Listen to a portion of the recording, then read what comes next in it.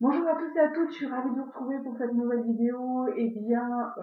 Aujourd'hui, on va parler de la cellulite. Les beaux jours arrivent, on a envie de remettre des tenues sympas d'été, on a envie aussi de se sentir joli, épanoui pour passer de bonnes vacances. Et des fois, ça nous vient gâcher notre plaisir, cette fameuse cellulite, qui participe aussi au surpoids. Alors, il faut savoir qu'il y a différentes formes de cellulite et aujourd'hui, on va voir comment la prendre en charge. Alors, le premier cas de cellulite, ce qu'on appelle aussi la culotte de cheval, avec cet aspect peau d'orange, elle est vraiment en lien avec des troubles hormonaux, et éventuellement des troubles d'insuffisance veineuse, mais surtout aussi des intolérances aux produits laitiers de vache.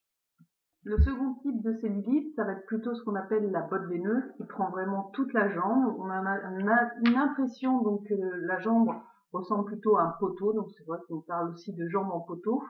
Et cette problématique de cellulite est plutôt vraiment en lien avec une déficience du système véno-lymphatique. Donc c'est ce qu'il faudra prendre en premier en compte. C'est vraiment la circulation veineuse et lymphatique. La troisième forme de cellulite dont nous allons pouvoir parler aujourd'hui, c'est aussi une cellulite qui s'appelle la cellulite fibreuse.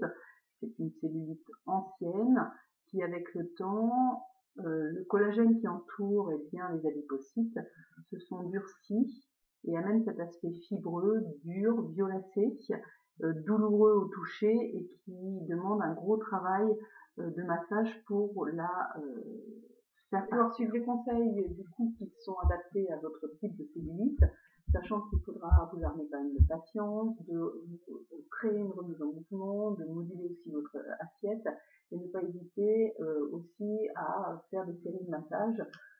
La première cellulite est souvent appelée cellulite adipeuse, due à une hyperostrogénie, voire des intolérances alimentaires aux produits laitiers de vache, donc de les diminuer, voire les supprimer.